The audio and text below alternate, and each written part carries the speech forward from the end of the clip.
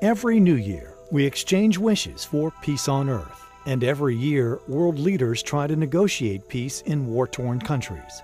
Yet despite all the wishes and earnest attempts, world peace remains elusive.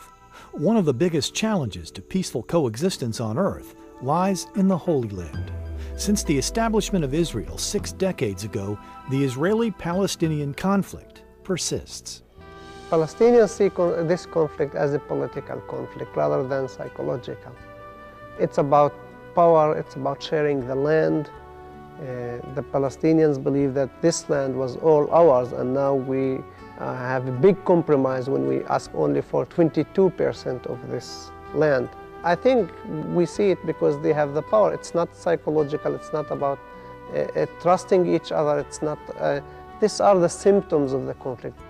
My point of view is that the Israeli-Palestinian conflict is based on a political issue, a political conflict of sharing resources.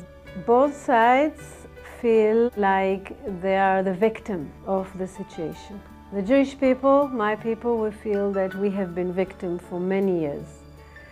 And finally, when we found our own place on earth, again we become victim because they don't want us here. And we are threatened. And what we deserve a state of our own, but the whole region is rejecting us. In the background there is a tragedy, the tragedy of the Jewish people, and as a consequence, a tragedy of the Palestinian people.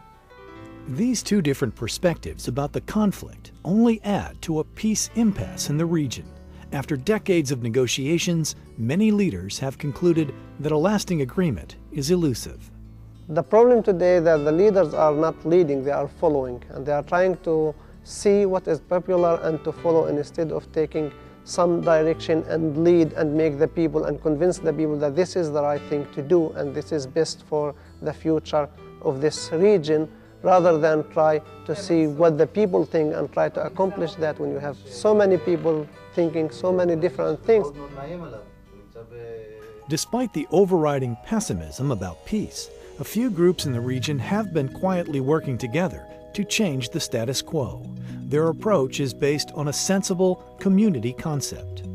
The State of Israel is actually a binational, bicultural state from the beginning. This understanding is one of the keys for living in coexistence and peace in this country. In other places in the country, Jews and Palestinian Arabs live in the same towns, perhaps, but it's not out of choice. This community is a unique example, both in Israel and in the region, of a place where Jews and Palestinians, all citizens of Israel, actually chose to live together. We decided that we'll have the same number, so there will not be a majority-minority situation. So we have equal citizenship, which means that we recognize each other's culture, religion, political views. The village was established between Jerusalem and Tel Aviv in the 1970s by Father Bruno Hussar. It serves as a model of peaceful coexistence among some 54 families, Palestinians and Jews. Called Oasis of Peace, or Neve Shalom Wahad al-Salam, the name acknowledges the community's bilingual, binational, and multicultural foundation.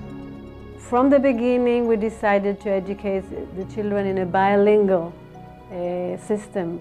By becoming bilingual, they learn the culture of the other group. They learn to respect, they learn the richness of the culture by speaking two languages. Also in the community, we share management. So we divide the management between Jews and Palestinians. And all this is different from the rest of the country. Because in the rest of the country, I'm talking about the State of Israel, so everything is separated.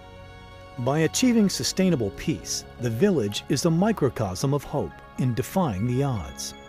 We are an example of living, sharing the same place in equality.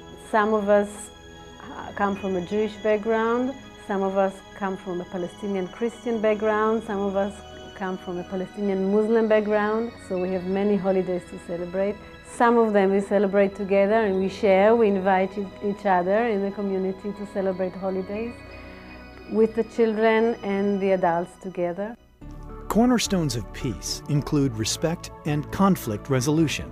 In learning and practicing the principles, children growing up here learn to manage their cultural differences cooperatively and sensitively. In a couple of years I will turn 18 and I will have to go to the army. It's a conflict because every Jew in Israel has to go to serve in the army.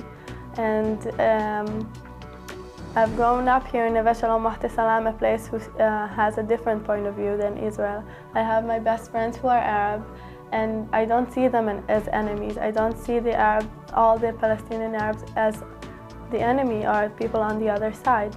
Growing up in Neve Shalom gave me the opportunity to be much more open-minded and to hear people for who they are, for their personality, and not for where they came from or what culture they came from or their identity.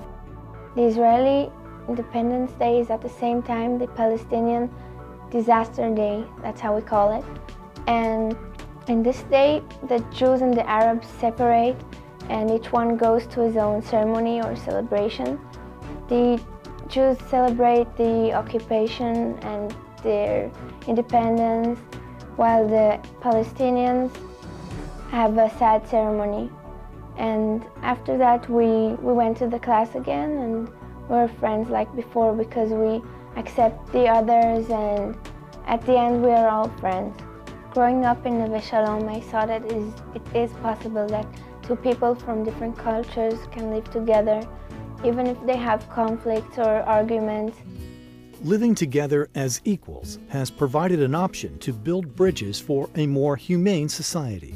Mutual acceptance and mutual responsibility are key. We succeeded to build something that is good for the Jews and good for the Palestinians. And I think this is the biggest progress that we have gone through. The joint good instead of the zero-sum game where when someone earns, one side earns something, the other side loses. And we don't look at the living together today as a zero-sum game anymore, but as how can we make it a better place for everyone. And this is the huge difference between life here in the community, in this village, and outside. In our daily life, we live the vision, really. The vision is two people sharing the same land, living in equality, despite conflicts, despite arguments, living with justice, with recognizing each other's and celebrating the differences instead of fighting. So what we represent is the possibility of the impossible. World leaders have tried but failed to broker sustainable peace in the Mideast. Yet one small village has succeeded. For some 30 years, the community named Oasis of Peace, or Neve Shalom Wahat al-Salam, has served as the peace model. Here, coexistence between Israeli Palestinians and Jews is a reality. Located near Jerusalem, this nonprofit village proves that generations of rivals can live in cooperation despite the surrounding conflict, thanks to your help. Your donation and your support will help us to continue with all our educational program that brings together Jews and Palestinians to learn to live together in peace for a better future in the region. Thank you! Thank you! In a desert of conflict, the Oasis of Peace is Neve Shalom Wahat al-Salam. I first came to the village as a participant in one of the encounters of the School for Peace. Later I joined as a volunteer, stayed here for 1 year, and I met my future wife here. I went to college, got some education, and when I was thinking about a place to live and raise my children and where I can contribute to make a difference in the relation between Arabs and Jews, it was just the natural place to come back to, and it was joint a decision of me and my wife rather than go back to our hometowns where it's only Palestinian community and will make no difference.